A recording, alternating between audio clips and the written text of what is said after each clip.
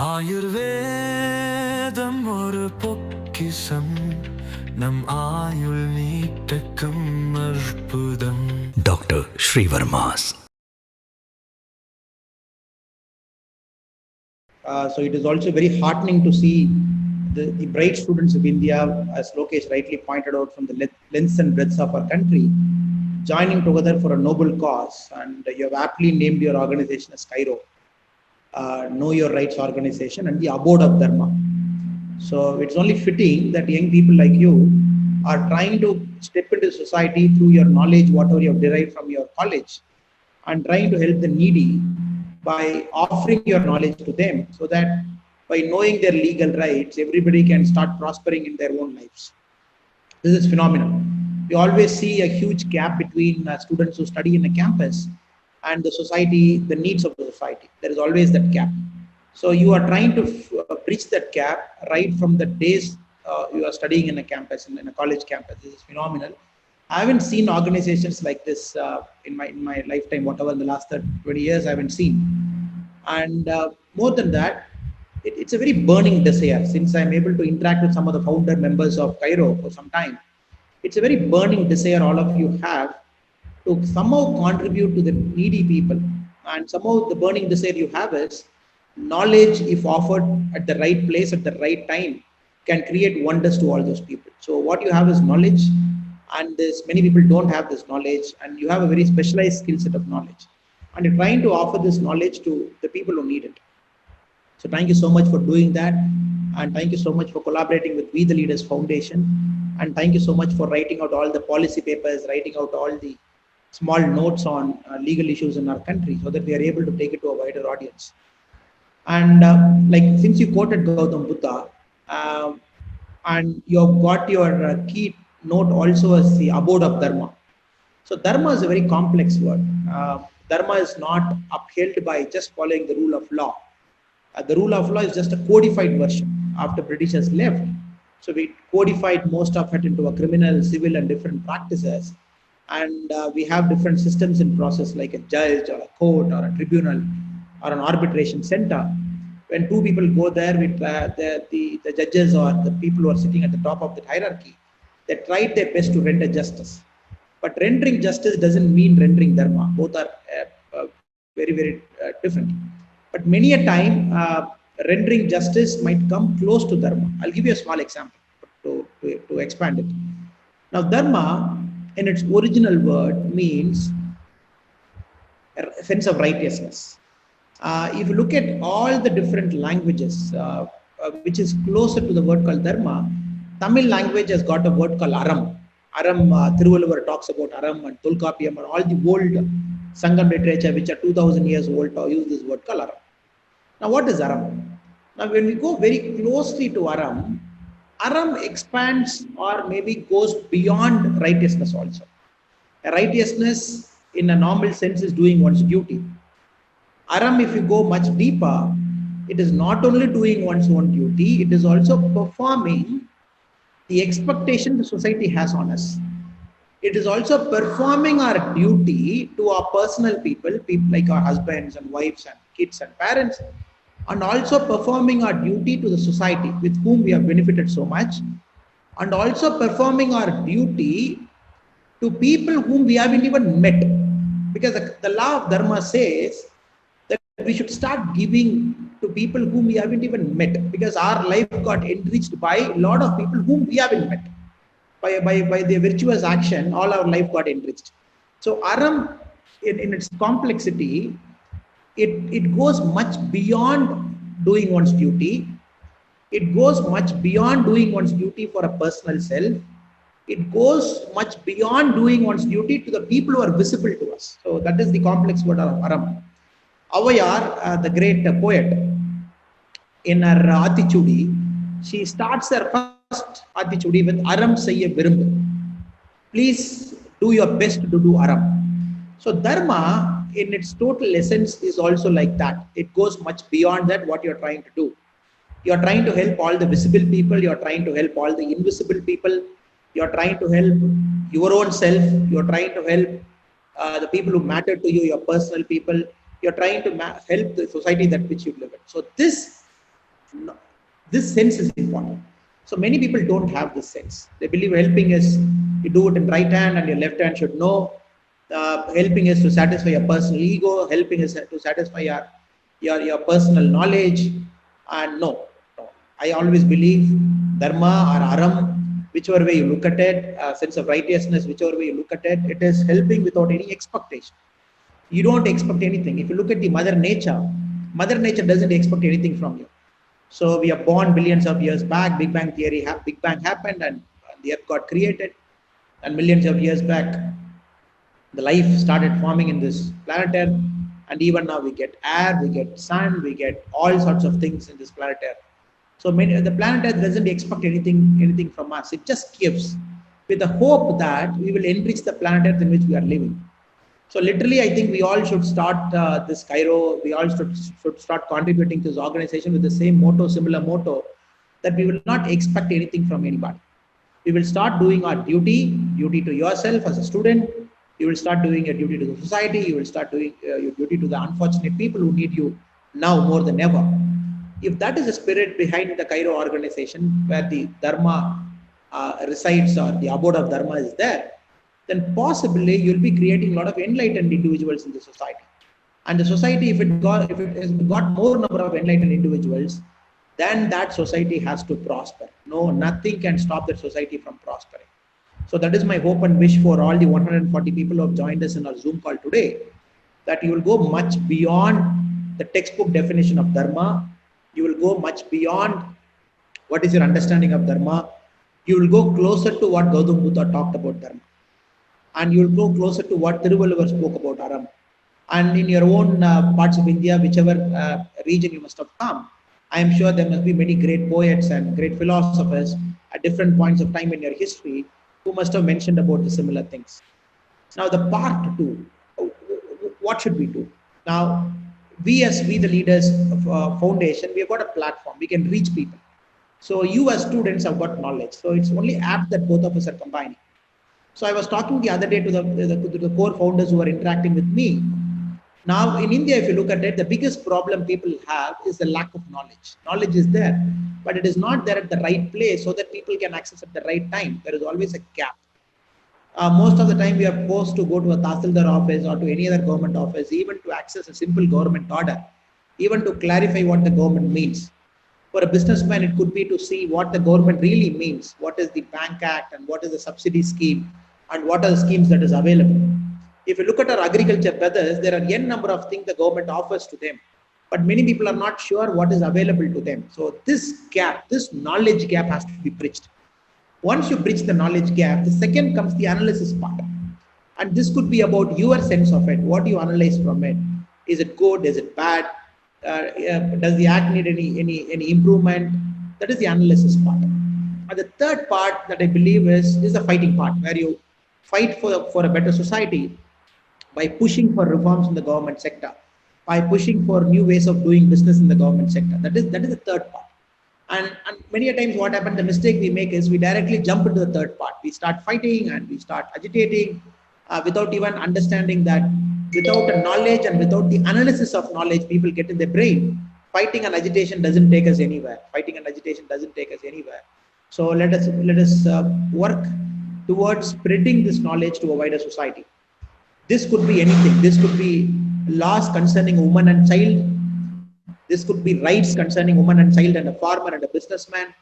This would be concerning do's and don'ts, so that people are not afraid of lawful authority. They know what exactly the lawful authority is, where does it stop and where does it start. So all of those things are very potential gold mines where you can really put out videos, put out teasers, put out Facebook posts, put out newsletters, so that more people read what it is. Then the second part is you can open up a center or you can open up an online portal where people can ask questions to you. This is the analysis as well as the interpretation part. They can ask, what is this? I'm a farmer, what is available? I am a guy who needs a criminal lawyer support, what is it? I'm a guy who needs a civil support, what is it? So different students, when you combine as volunteers, each of you can take questions by rotation. This is my suggestion, this is my kind suggestion.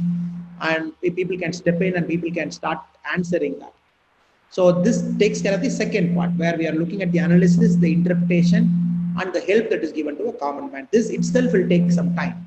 So in a democratic setup, yes, agitation is more important, no doubt about that. We got to fight with the government sometimes and get the job done. But I always believe if we can get the part 1 and part 2 done properly, many a times the government themselves will be forced to change before you put your hands on a part 3, that is the agitation part. So my sincere wishes and prayer is people who are part of the program with the same intensity and the same thought process today would continue to be champions of justice, would continue to be with the common man, would continue to speak truth to power, would continue to write things that a common man holds dear. So you can do this by writing, speaking, and all the different forum. And we, the leaders, is always with you to support you and to take all your vision further. Now, the third part of what I want to converse with you or discuss with you is about role models. Now, our society more than any time needs a lot of role models, and role models of people who will inspire a lot of people around them and push towards the path of dharma. And instead of you walking alone, you will take thousands of people, hundreds of people along with you, and all of you walk together. So I hope and pray all 140 of you who are here today would act as eminent role models by your virtue, by your conduct, and you will start spreading that goodness around you. It is like an ink blot. Once you start spreading that goodness like ink stains here and there, so over a point of time, you will see all the ink stains will get connected, and you will see the blot of that color throughout the paper. So that is the only strategy to be followed. And Cairo, the abode of dharma, will act as role models, and all the students here from different eminent law colleges and some of the brilliant brains here. This is the way to go. This is my suggestion. And I look forward, and we look forward to our organization to actively collaborate with Cairo, India, and to take justice to a common man's doorstep. So together, let's do it. Thank you so much for the opportunity. It's a privilege to talk to you. And more than that, it's a great thing you're doing. And we are very, very happy to join hands with you and walk the path of dharma with you. Thank you so much for your unbridled support and those insightful and encouraging words, sir. We will strive to perform our dharma to the society to the best of our capabilities. Thank you for articulating and guiding us in our objective by providing us with the 3-stage process that Cairo should pursue.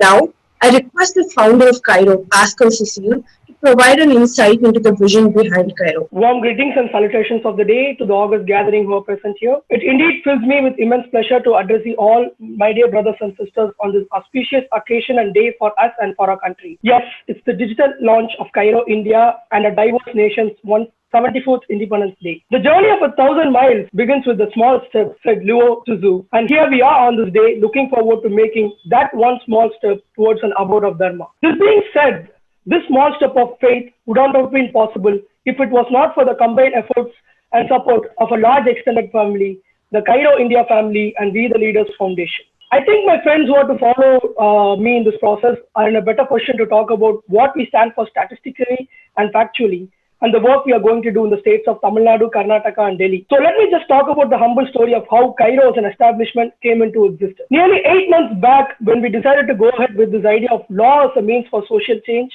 to be very honest, we were never thinking about the start, less talking about the greatest of starts. To bring like the first 10 like-minded members on board was a humongous monumental task, difficult to explain beyond words. Constant setbacks were something we experienced on a minute-to-minute basis, day-to-day basis. But we did trust the process. I think that was one thing that kept us going every single day. Days changed into months, and we slowly started losing our hopes. Then there was this one day when one single phone call and one single eventful June morning indeed changed the rest of our lives and has brought us to this juncture. One of our co-founders told me about this former IPS officer who was doing a commendable job for working for what he was addressing as grassroots level change in the state of Tamil Nadu. One TED Talk of his on civil momentum was all that it took for me to realize what he stood for. And after frantic searches, we ended upon and landed upon his number, and we were looking, what at most we were looking for him was a few words of advice on how to go about things. And this is how the call transversed actually. My first words were undoubtedly "hello sir," which essentially translates, and the ever reassuring voice on the other side of the phone call said me "solunga brother," which essentially means "tell me brother." That very moment shook me out of my block holes as I stood stunned at its simplicity. What followed henceforth was 2 minutes of stammering, explaining with lack of words, and after a brief pause, he was like, "Pannalam, brother, sendu pannalam." That is, let us do this, brother. Let us join hands and work for this. I think that moment will boil down as one that I will cherish for a lifetime and beyond. Yes, I had met this greatest mentor in my life, much like you read in the books. Annamalai sir, words are not enough for me to thank you for everything that you have been to this organization as a chief mentor and a chief mentor in my life to a great extent. The humble start that we have here is nothing without his kind words and support and the support of We the Leaders organization. Moving forward, Dr. Prabha, team coordinator of We the Leaders Foundation, a lifesaver by profession and a lifesaver by choice is one more line that will sum up him. Yes, a doctor by profession, he is one of the purest souls when it comes to social service and change in the society. I would like to take a moment on behalf of Cairo, India to thank his contribution to Cairo as well. My dear friends, today on this day, we have taken our first step, a humble start in working towards a symbiosis of law, education, and social change from the grassroots of the states of Tamil Nadu, Karnataka, and Delhi. The concept of dharma, as Annamalai sir had to talk about, is the most divinest of all existing rules of life. The cessation of dharma is essentially nothing but the breakdown of rule of law. The moment this transverses, everything else becomes out of place. The work we do while on the outset may contribute immensely to the student community which we have on board here. The largest success of our initiative will happen in grassroots level change and civil momentum through legal means, a dream vision of none other than our chief mentor, Annamalai sir. I do strongly believe that we as a unit, family, and team shall work towards the realization of the same to the best of our abilities and capabilities. Going by the words of Mother Teresa, we alone cannot change the world, but we can cast a stone across the water to create many ripples. Let us on this auspicious day take a vow to cast a stone towards the realization of an abode of dharma in our very own surroundings. After all, change in the right sense and moving in the right direction is better than no change and no movement at all. Thank you, dear brothers and sisters, and my dear Cairo family for making it here. Let us all take a pledge on this day to work towards the realization of an abode of dharma. Wishing you all a very happy Independence Day once again. Thank you all. Thank you for that, Pascal. To explain the vision of Cairo in Tamil, I call upon Asir Tanapal, co-founder of Cairo India. Cairo India சார்பாக அனைவருக்கும் எனது அன்பு வணக்கத்தினை தெரிவித்துக் கொள்கிறேன். Cairo India இது முழுக்க முழுக்க மாணவர் நடத்தும் ஒரு லாப நோக்கமற்ற அமைப்பாக செயல்பட்டு கொண்டிருக்கிறது. இந்த அமைப்பின் முதன்மை பணிகள் தமிழ்நாடு, கர்நாடகா மற்றும் டெல்லி மாநிலங்களை அடிப்படையாக கொண்டதாக இருக்கும். இந்த அமைப்பு இந்தியா முழுவதிலும் உள்ள சமூக மற்றும் சட்டம் ஆர்வம் கொண்ட இந்தியா முழுவதும் உள்ள மாணவர்களால் நிறுவப்பட்டுள்ளது மற்றும் ஆயிரக்கணக்காரோடு குறுகிய காலத்தில் வளர்ச்சியை கண்ட அரசு சாரா அமைப்பான வி த லீடர்ஸ் ஃபவுண்டேஷனுடன் நிரந்தர ஒத்துழைப்பை பெற்றுள்ளது. எங்கள் அமைப்பின் சில குறிக்கோள்களை நான் கூற விரும்புகிறேன். பொது மக்களுக்கு விழிப்புணர்வு பரப்புதல், சமூகத்தில் புறக்கணிக்கப்பட்டவர்கள் மற்றும் அன்றாட வாழ்க்கையில் சம்பந்தப்பட்ட குறைவான அறியப்பட்ட திட்டங்கள், விதிகள் மற்றும் சட்டப்பூர்வமானவை குறித்து அறிவித்தல், மக்கள் தங்கள் அடிப்படை உரிமைகளை முழுமையாக அறிந்து ஒரு சமுதாயத்தை உருவாக்குதல், அரசு மற்றும் பாமர மக்களிடையே ஒரு பாலமாக செயல்படுவது, வி தி லீடர்ஸ் ஃபவுண்டேஷனுடன் இணைந்து பகுத்தாய்வு தாக்கங்கள் மற்றும் ஆராய்ச்சி அறிக்கைகள் வெளியிடுதல், வி தி லீடர்ஸ் அறக்கட்டளையின் உதவியுடன் தமிழ்நாடு மற்றும் கர்நாடகாவில் மாநிலங்களில் சட்ட உதவி மற்றும் விழிப்புணர்வு முகாம்கள் நடத்துதல், வி தி லீடர்ஸ் அறக்கட்டளையின் அனைத்து திட்டங்கள், முன்முயற்சிகள் மற்றும் நடவடிக்கைகளுக்கு ஆதரவளித்தல், மேலும் பொதுநல வழக்குகள் உயர் நீதிமன்றம் மற்றும் உச்ச நீதிமன்றத்தில் வழக்கு தொடர்வது. இது தொடர்பாக கைரோ இந்தியா ஒரு வழக்கறிஞர்கள் அணியையும் ஏற்படுத்தியுள்ளது. வி த லீடர்ஸ் அமைப்புடன் நாங்கள் இணைவதே எங்களுக்கு மிக்க மகிழ்ச்சி அளிக்கிறது. வி த லீடர்ஸ் ஃபவுண்டேஷன் ஒரு ஆரோக்கியமான ஒரு சமுதாயத்தை இந்த மண்ணில் ஏற்படுத்த வேண்டும் என்பதற்காக ஆரம்பிக்கப்பட்ட ஒரு இயக்கமாகும். இந்த இயக்கத்தில் பல்வேறு கணக்கான மாணவர்கள், இளைஞர்கள் இருக்கிறார்கள், பல்லாயிரக்கணக்கான மாணவர்கள் இருக்கிறார்கள். கரண்டா இவங்க கரூர் மாவட்டத்தில் கூட விவசாயிகள் மற்றும் மாணவர்களிடையே பயிற்சி அளித்துக் கொண்டிருக்கிறார்கள். விவசாயத்தை எப்படி லாபகரமாக மாற்றுவது, விவசாயிகளுக்கு ஒரு நேரடியாக சந்தைக்கு கொண்டு வந்து விற்கிற மாதிரி ஒரு சந்தையை ஏற்படுத்துவது போன்றவைகளை செய்து கொண்டிருக்கிறார்கள். மாணவர்களுக்கு பயிற்சி அளித்துக் கொண்டிருக்கிறார்கள். இது மட்டுமல்லாமல் எங்களது தலைமை ஆலோசகர் திரு அண்ணாமலை அவர்களை பற்றி கூற வேண்டுமானால், சிறந்த ஒரு நாட்டை நேசிக்கக்கூடியவர், மக்கள் நன்மதிப்பை பெற்றவர், பல சாதனைகளை நிகழ்த்தியுள்ளவர். அவருடைய சாதனைகளுக்கு அளவே இல்லை. அவர் வாங்கின விருதுகள் பல, அதில் சிலவற்றை நான் கூற ஆசைப்படுகிறேன். 2013ஆம் ஆண்டு இளம் சாதனையாளர் விருதை பிஎஸ்ஜி கல்லூரியில் பெற்றார். IPS பயிற்சியின் போது துணை குடியரசுத் தலைவர் விருதை பெற்றார். சிறந்த போலீஸ் அதிகாரி விருதையும் அவர் பெற்றார். முன்னாள் ஜனாதிபதி பிரணாப் முகர்ஜியின் முன் ஜனாதிபதி மாளிகையில் 40 நிமிடங்கள் உரையாற்றி தமிழ் மக்களின் பெருமைகளை சேர்த்தார். அது மட்டுமல்லாமல் அவர் கர்நாடகா மாநிலத்தில் 9.5 ஆண்டுகள் பணியாற்றிய போது பல மாற்றங்களை அவர் செய்தார். கர்நாடக மக்கள் இவரை அன்புடன் சிங்கம் அண்ணாமலை என்று அழைப்பார்கள். எளிய மக்களின் நன்மதிப்பை பெற்றவராய் இருந்தார். பணியில் இருந்த போது சாமானிய மக்கள் புகார் சில நிமிடங்களில் FIR போட வைப்பது, காவலர்கள் மன அழுத்தத்தை குறைக்க நடவடிக்கை எடுத்தது, நக்சலைட்டை சரணடைய வைத்தது, ISO தகுதி சான்று பெற்ற காவல் நிலையங்களை உருவாக்குவது போன்ற பல்வேறு மாற்றங்களை கர்நாடகா மாநிலத்தில் செய்துள்ளார். தற்பொழுதும் கூட தனது பணியிலிருந்து விருப்ப ஓய்வு பெற்று தமிழகத்தில் மாற்றம் கொண்டு வர வேண்டும், ஒரு சமுதாயத்தில் ஒரு மாற்றம் கொண்டு வர வேண்டும் என்று கூறி மாணவர்களிடையே, இளைஞர்களிடையே வேலை செய்து கொண்டிருக்கிறார். இந்த மண்ணை மாற்ற நீங்கள் காணும் கனவுகள் நிஜமாகட்டும், உங்கள் நல்ல நோக்கம் நிறைவேற்றும் என்று கூறி வாழ்த்தி விடைபெறுகிறேன். நன்றி, வணக்கம்.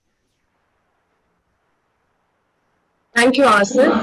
To explain the vision of Cairo in Kannada, I call upon Sindhu, founder of Cairo, India.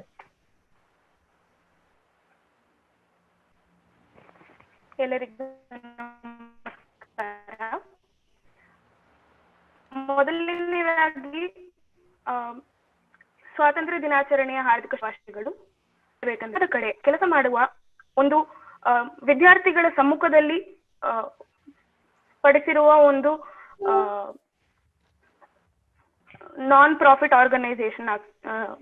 Organisation ನಮ್ಮಲ್ಲಿ ಕೆಲಸ ಮಾಡುವ ವಿದ್ಯಾರ್ಥಿಗಳು ಅನೇಕ ಅಧ್ಯಯನಗಳಿಂದ ಹಾಗೂ ದೇಶದ ಅನೇಕ ರಾಜ್ಯಗಳಿಂದ ಬಂದಿರುವ ವಿದ್ಯಾರ್ಥಿಗಳಾಗುತ್ತಾರೆ. ನಾವು ಮಾಜಿ IPS ಅಧಿಕಾರಿ ಶ್ರೀ ಕೆ ಅಣ್ಣಾಮಲೈ ಸರ್ ಸ್ಥಾಪಿಸಿರುವ ವಿ ದ ಲೀಡರ್ಸ್ ಫೌಂಡೇಶನ್ ಜೊತೆಗೆ ಕೈ ಜೋಡಿಸಿದ್ದೇವೆ. ಅವರು ನಮ್ಮ ಮುಖ್ಯ ಮಾರ್ಗದರ್ಶಕರಾಗಿದ್ದಾರೆ. ಅವರ ಬೆಂಬಲಿಕೆಗೆ ನಾವು ಯಾವಾಗಲೂ ಕೋಟಿ ಕೋಟಿ ಧನ್ಯರು. ಈಗ ಮುಂದೆ ನಮ್ಮ ಕೈರೋ ಇಂಡಿಯಾದಲ್ಲಿ ಸಮಾಜದ ಎಲ್ಲಾ ವರ್ಗದ ಜನರ ತನಕ ಅವರ ಹಕ್ಕುಗಳು, ಅಂದರೆ ಕಾನೂನು ಅವರಿಗೆ ನೀಡಿರುವ ಹಕ್ಕುಗಳ ಬಗ್ಗೆ ತಿಳಿಸುವುದು ನಮ್ಮ ದೃಷ್ಟಿ. ಇದರ ಜೊತೆಗೆ ಈ ಹಕ್ಕುಗಳನ್ನು ಪಡೆದುಕೊಳ್ಳಕ್ಕೆ ಇರುವ ಮಾದರಿ ಮತ್ತು ಅದರಲ್ಲಿ ಅವರಿಗೆ ಸಹಾಯ ನೀಡಲು ನಿರ್ಮಿಸಲಾಗಿರುವ ಕಾರ್ಯವಿಧಾನಗಳ ಬಗ್ಗೆ ತಿಳಿಸುವುದು ನಮ್ಮ ಉದ್ದೇಶ. ಈಗ ಮುಂದಿನ 2-3 ನಿಮಿಷಗಳಲ್ಲಿ ನಮ್ಮ ಗುರಿಗಳೇನು ಎನ್ನುವುದನ್ನು ನಾನು ವಿವರಿಸ್ತೇನೆ. ಮೊದಲನೆಯದಾಗಿ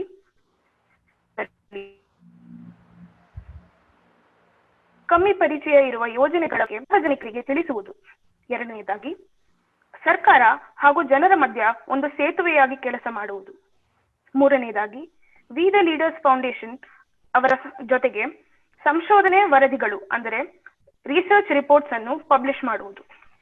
ನಾಲ್ಕನೆಯದಾಗಿ ನಾಗರಿಕರಿಗೆ ತಮ್ಮ ಸಾರ್ವಜನಿಕ ಹಾಗೂ ಕಾನೂನು ಸಂಬಂಧಿತ ಅಸಮಾಧಾನಗಳು ಮತ್ತು ದೂರುಗಳನ್ನು ನಮ್ಮ ಬಳಿ ತರಲು ಒಂದು ಕಂಪ್ಲೇಂಟ್ ಪೋರ್ಟಲ್ ಅನ್ನು ಸ್ಥಾಪಿಸಿ ನಿರ್ಮಿಸುವುದು. ಐದನೇದಾಗಿ ವಿ ದ ಲೀಡರ್ಸ್ ಫೌಂಡೇಶನ್ ಅವರ ಸಹಾಯದ ಜೊತೆ ಕರ್ನಾಟಕ ಹಾಗೂ ತಮಿಳುನಾಡಿನಲ್ಲಿ ಲೀಗಲ್ ಏಡ್ ಮತ್ತು ಲೀಗಲ್ ಅವೇರ್ನೆಸ್ ಕ್ಯಾಂಪ್, ಅಂದರೆ ಜನರಿಗೆ ಕಾನೂನಿನ ಅರಿವು ಹಾಗೂ ಸಹಾಯ ನೀಡಲು ಕ್ಯಾಂಪ್ಗಳನ್ನು ನಿರ್ಮಿಸುವುದು. ಕೊನೆಯದಾಗಿ ವಿ ದ ಲೀಡರ್ಸ್ ಫೌಂಡೇಶನ್ ಅವರಿಗೆ ಆಸರೆಯಾಗಿ ನಿಲ್ಲುವುದು ನಮ್ಮ ಗುರಿ. ಧನ್ಯವಾದಗಳು. ಶುಭವಾಗಲಿ.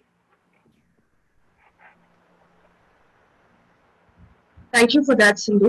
With that, we have come to the culmination of the digital launch of Cairo. I request Vishnu, co-founder of Cairo India, to deliver the formal vote of thanks.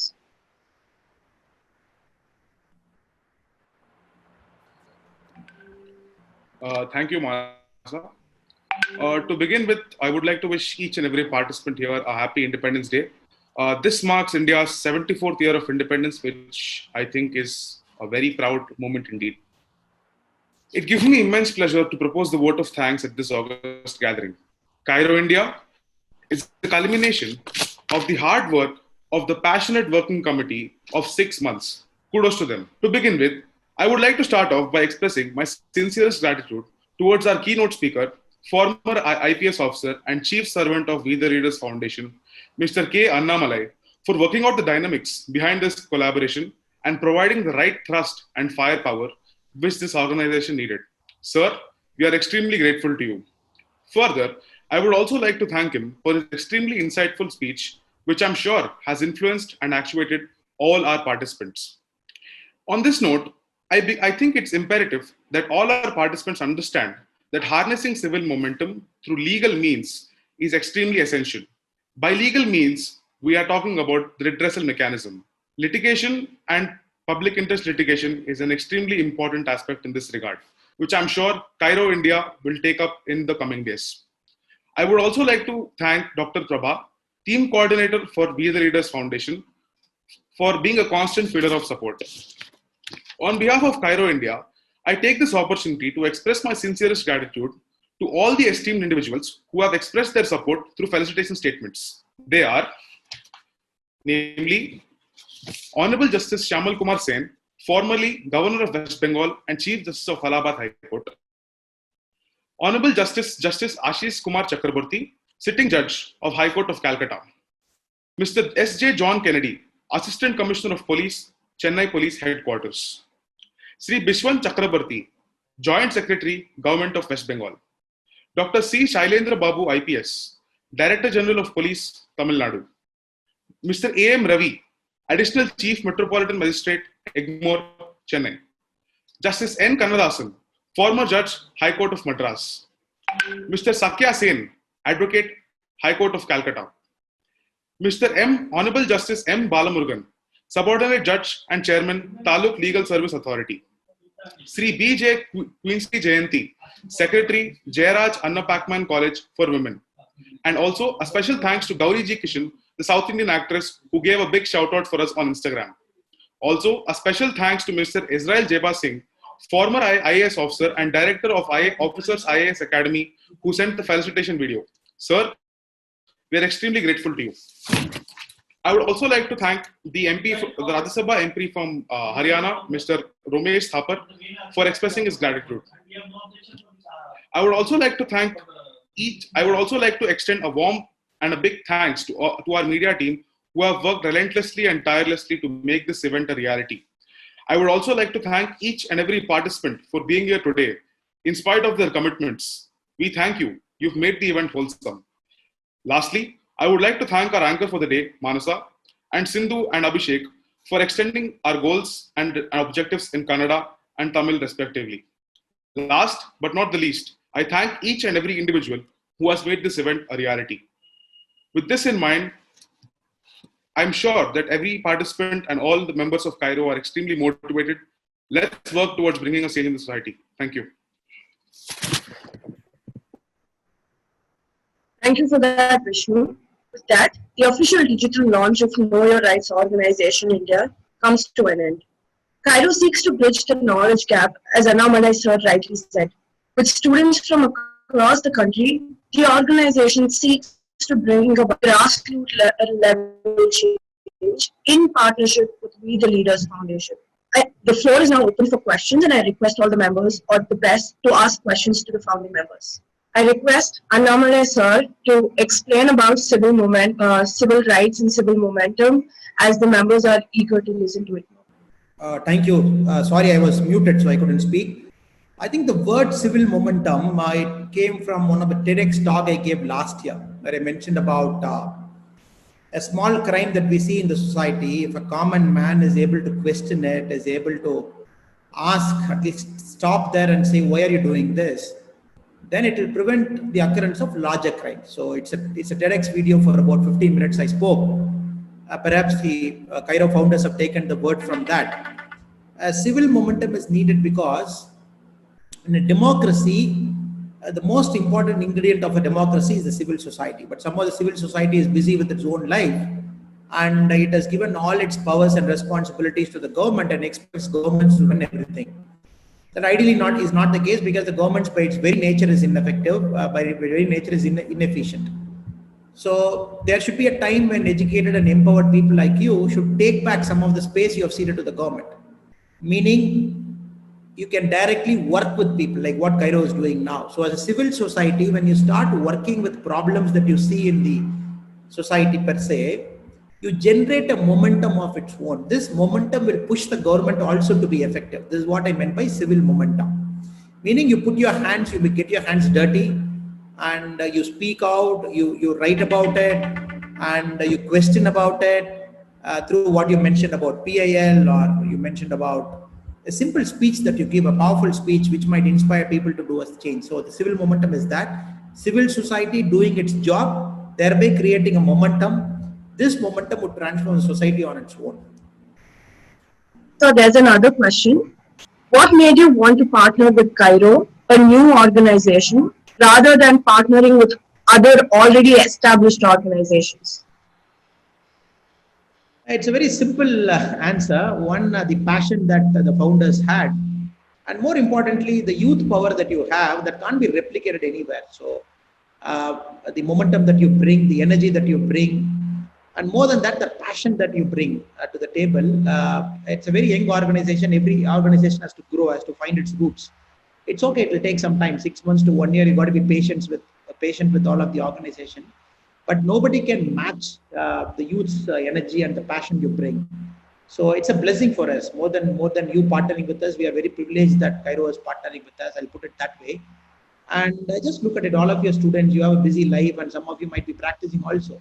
But still, you take out for this organization, give your time to it, and all of this is towards a cause that is nobler. So what more privilege can we, the leaders, have than taking all of you along with us in the path of dharma? Hello, sir. Sir, I had a question for you. Now, you've been an IPS officer, sir, which is equivalent to public service. But I wanted to know how different is the public service from IPS and the public service which we plan on undertaking. Can you please explain the rationale and nexus behind your decision to quit that and join here? Simple. I'll do that, Vishnu. Now, yes, if sir. You see, a public servant, by the virtue of their position, is supposed to implement the rules, procedures, and the regulations, whatever the government is saying. I'll give you a small anecdote so that you can connect what I'm speaking. So there was a woman in my office once who was complaining that her husband is beating her. And I told my inspector to get the husband to the police station, warn him, and make sure he doesn't beat the woman again. So accordingly, that person was called to the police station. He was suitably warned. And they went back to their house together. So after 10 days, the woman was again in my office telling me that her husband is again beating her. This time I was a bit angry as well. So I told my inspector to bring the husband to me. This happened in Bangalore when I was a DCP. So the husband was brought. I asked that guy, why are you beating this woman? Don't you know it is wrong to beat this woman? Now, if I look at this problem like a policeman, what I can do is I can file an FIR, arrest this guy and send him to jail. But if I look at this problem holistically, if I send him to jail, I'm going to cause huge amount of problem for the woman because the husband is the sole breadwinner for the woman. So I am not saying this is a police problem. And second, when I ask the husband, why are you beating your wife? And his answer is, sir, I work for a cab company, a cell phone, a lot of private companies, you order a cab. So he's a driver for one of that cab. He says, sir, I work for about 15, 16 hours every day. And when I go home, my shoulder pains a lot because I'm always catching that steering and driving in the Bangalore traffic. I take that half liquor bottle, half quarter bottle, I drink and go. When I go home, my wife shouts at me and then I lose my temper and beat my wife. Now, the problem of beating is transformed to a problem of drinking now. You see how the shift has happened. Now, when you get into the problem of drinking, why is he drinking? He's drinking for two reasons. One, he is hardworking and the society is not paying him the way it pays the other people. So 16 hours, he earns about 1,200, 1,300. So he gets tired and maybe to get that energy for the next day, mistakenly he thinks drinking is one. Second, the government promotes drinking. When you have states like Tamil Nadu and Karnataka, which takes a lot of their revenue from their liquor shop. Tamil Nadu has got a government shop called Tasmak, and Karnataka has got private bars which encourages people to drink. 30,000 crore, 31,000 crore. Tamil Nadu last year is 31,000 crore. At one end, the government encourages people to drink. At other hand, we are seeing a manifestation of that problem in terms of a beating. Now, I can very well sit in my police role and arrest that person and keep sending him to jail. But I don't think I'm doing the dharma. So we are again coming back to the core word of dharma. So now, to be in the dharmic path, I enjoyed my policing tenure. It's a fantastic opportunity to serve, and no doubt about it. Now I felt, can we shift one level this side? Can we solve social problems? And that some of the social problems can be solved only through policy intervention. You start changing a lot of policies, then you start maneuvering the society to go in a particular way. When the society is going in a particular way, many of its manifested problems which occurs as crime can be solved. So this is the long answer. So I felt 10 years of government with all its exposure and experience, I should go one level backwards and start working. Now applying this to Cairo, what do you think you can do? Many a times you should push government also to change its policy.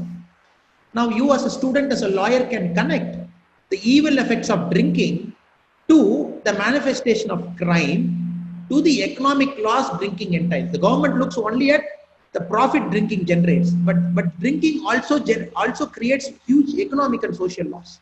When you are able to combine everything, so you are getting into an agitational mode. You're getting into an agitational mode of telling the government to change its policy, or a simple PIL for a police reforms. If you look at police, the hardworking people out on the road, people like you can get the judiciary or get the government to do a lot of reforms for the police. Why should people work 15 hours in police department? Is it really right? I don't know. And people live in very, very, very poor conditions. And is it right? People deserve to live in good accommodation. As a society, it is our duty to take care. And here you step in by writing your research papers, writing your policy papers, doing that very hard work of connecting the data points to the policy and making the government to see what a policy should be. And third is, a lot of policies are there which people don't know. If you look at a crime against women or a crime against children, or the SC/ST Act itself, the Scheduled Caste and Scheduled Tribe Act itself, it talks about a lot of material economic benefits a certain community gets. And you can take it to the wider world, and a policeman might not tell people what they get it. So I think it's a huge scope. Government is part, it's just a small dot in the whole ocean of society. I think working in the government has given me this kind of clarity, that we can go much beyond a government role and start doing a lot of other things by which society can benefit. Hope I made sense to your question. Yes, of course, sir. I think the underlying nexus is, if you tackle it individually, you would be only helping them. But if you tackle domestic violence as a whole, then you would be able to bring out an effective change to the entire society. I get it, sir. I mean, thank you, sir. Thank you so much. So there's another question.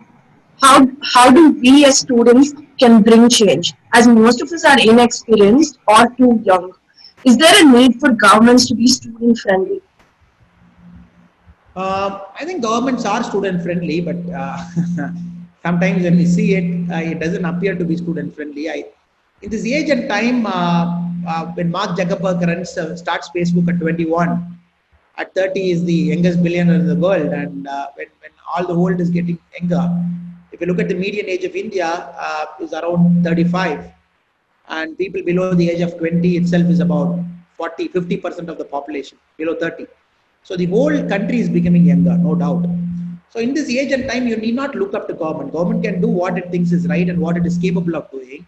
So I don't think you are young and inexperienced. By virtue of you able to pass a competitive exam, get into the finest colleges in India, study law at this age, itself shows that you are much ahead of a common man, much ahead of a common man. So if instead of thinking like that, if you can shift your thinking as, the society has given me so much, and I'm getting some of the best, finest education now. Can I do something for the society? Yes, mistakes will happen. Being young and being naive is like edge of the same sword. One edge is very sharp, which is you make mistakes because you are young.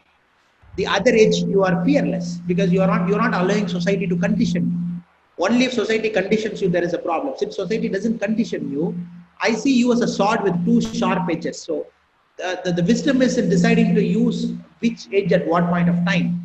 And don't be afraid of making mistakes. Mistakes are okay in your life journey. Mistakes make you better. Small things you make here and there, it's okay. So, but the important thing is don't make the same mistake twice. So I see it as a blessing for you. That being young is a blessing. So don't take it otherwise. Sir, another question.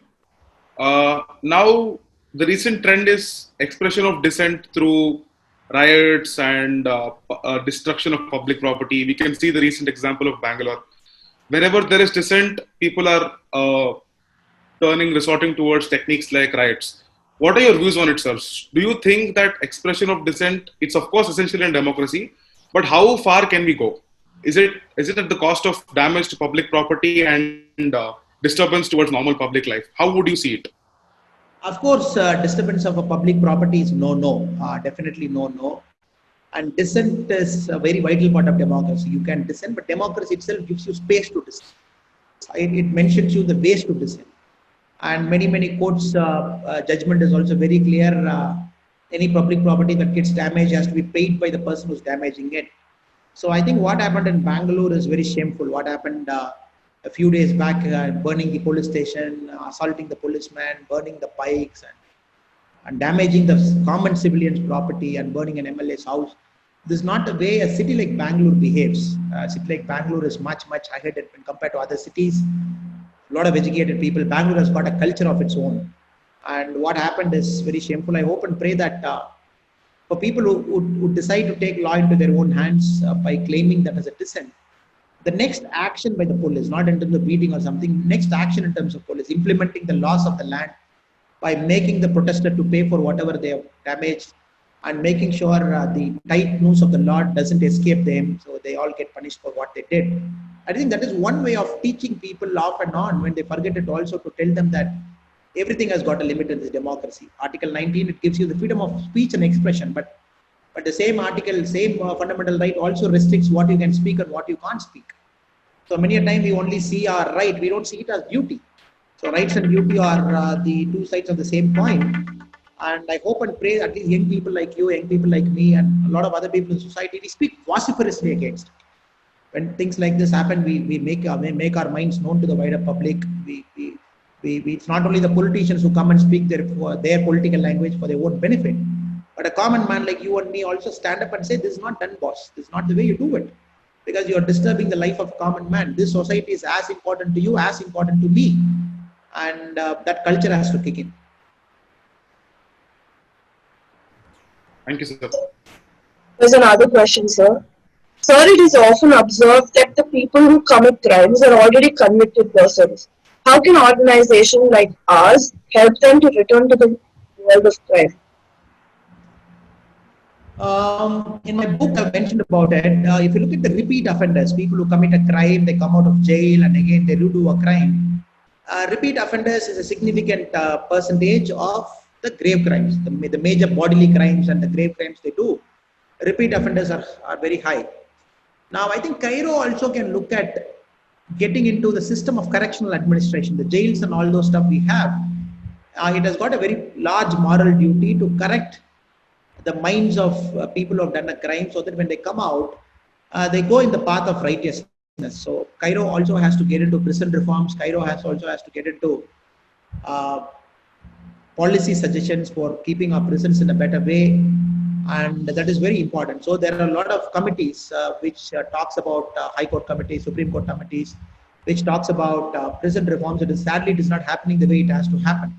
So prisons have become incubators of crime. I generally call prisons as universities of crime, where a person goes to a prison, he learns from a bigger criminal how to do a crime, how to escape the police. He comes out and he becomes a bigger criminal. That is why if you see the juvenile criminals, the biggest worry is most of the juvenile criminals don't seem to get reformed. That's a problem. And juvenile criminals, they graduate to become bigger criminals because juvenile criminal centers are run very poorly. Very, very poorly, and somehow the government also doesn't put its head there, doesn't put a lot of money there. I think India has to really look at it. The system of correctional administration has to undergo a fundamental change, and we have to sit down and remove all the nuts and bolts of a prison administration, again redo it, and bring in the concept of reformation rather than punishment. The whole system is about punishment now. And if you don't bring reformation inside, I don't see a way out for criminals to get hardened. So I think Cairo has got a huge scope to work in that area. Good afternoon, sir. Nowadays, legislative, executive, and judiciary, all the three benches have become executive. How to overcome this unpleasant situation, and how can we contribute to bring the change from our NGO? Oh, it's a very, very tough question, very dicey question, and with courts going after Prashant Bhushanji, I also have to be very careful now with what I speak.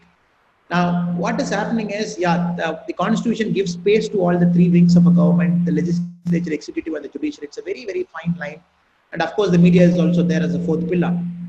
Now, what happens is the government of a day functions within its own limitation, because the government truly represents the will of the people. People vote for it.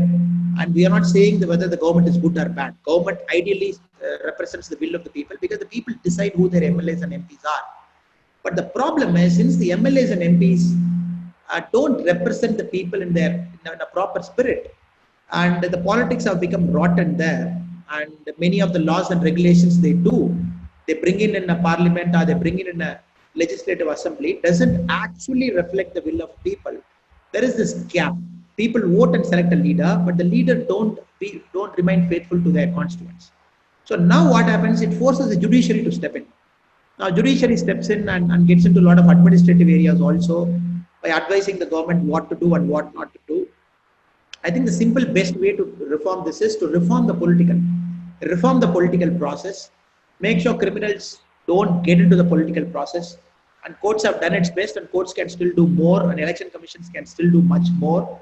When you keep that democratic spirit from not getting damaged by the wrong people who enter into the democratic process, I think politics will largely start reflecting the will of the people. When it starts reflecting the will of the people, there is no question of other branches of the government stepping into an administrative role. But many of the times when we see a court doing its administrative role, and common man actually welcomes it, and common man somehow believes, and the government fails, the court is stepping in. But courts cannot keep stepping in, because it might take away the will of the people. It might take away the original spirit of the democracy. So courts can judge, can see whether things are right, whether it's all constitutionally mandated, whether anything is violating anything. That's fine. But it's all happening because the political process has become rotten. Thank you, sir. This is from Sindhu, our founding member. Sir, as a founding member of Cairo, I feel immense gratitude in being part of this initiative. And my question to you is, can you provide us, the members of Cairo, with insights on what it takes to run an NGO, and what is the responsibility that we have taken up? What it takes to run an NGO, the number one is you got to have a very clear vision, very, very clear vision what you want to do. And second, a direction about how you want to do it. So these two things are very important. And second, an NGO can be run only by collaboration. It cannot be run by one person. It cannot be run by two persons. It has to be run with a lot of collaboration. And all the persons should have the same energy level. The initial founding team, it acquires a lot of importance, because they are the people who set the process, who set the pathway to that NGO. If NGO can do well, it all depends upon the initial team which is willing to put its time and energy to it. And over a point of time, the NGO also has to adapt, because how you started, you might not progress in the same path, because things change, governments change, new rules come in, new procedures kick in. You will always find a better way of doing the same thing. So what happened? You should be able to adapt. You should not remain stagnant and say this is the way it is. Dinosaurs did not adapt, so they died. Cockroaches adapted, so they are alive. So that's a simple animal example we can take from the animal kingdom. So you got to keep adapting, and once in a while, at least in the first 6 months, make sure you have a clear-cut vision, you have a clear-cut direction, and you are very clear about the path, and make it a collaborative effort. And when the time is right, be ready to adapt also. Thank you so much. Thank you, sir. Sir, we want to disseminate knowledge. We want to reach out to the far ends of society, but we lack the resources and we are inexperienced as well. What would be your advice to create change and create awareness with the limited but motivated strength that we have? I think forget about resource. Your time and your energy and your passion that you give is the main resource that you have. I think maybe the questioner is asking in terms of monetary resource. Monetary resource, we need not worry. It might come at any point of time. So people will pitch in and people will contribute. Now many companies are looking at good NGOs to support and support their vision. Now, as I mentioned, you should have a vision, direction. The initial founding team should be good, and you should be passionate and willing to adapt. So all these things are very important traits for an NGO to prosper. Once you get this right, I think other resources like the monetary ones will come in. So it's a matter of time. So, and keep your organization lean as well, and keep it an organization which doesn't eat money. An organization shouldn't eat money itself. If you look at the major NGOs, the administrative cost itself is about 30 to 35%. If 30 to 35% of the money goes in running an NGO, and only 60% goes outside for the people, and many people will think twice before contributing to an NGO. Keep it very agile and keep it very small in terms of the money that you spend on the NGO, so that all the money you get inside the NGO as a contribution, you get the maximum bang for the buck. So this is the last question before we move on to the question. So, good afternoon, sir. My question is directed towards the vernacular difference. There is a major obstacle, I believe, in organizations such as Cairo face. We usually write, interact, our entire education system bases itself around English. How important do you think is language specific information, presentation, and awareness creation? Can I take this as the last question? Will that be okay? Yes, sir. This is the last question. Okay, if you look at the new education policy 2020, and I'm a big supporter of NEP, because two things happens. One, till class 5, it is expected that everybody studies in their mother tongue. And after class 5, we are going for the 3-language formula. And the only condition is 2 out of 3 should be a native language. It could be anything. For example, me being a Tamilian, I can take Tamil, Kannada, Malayalam, Hindi, whatever it is.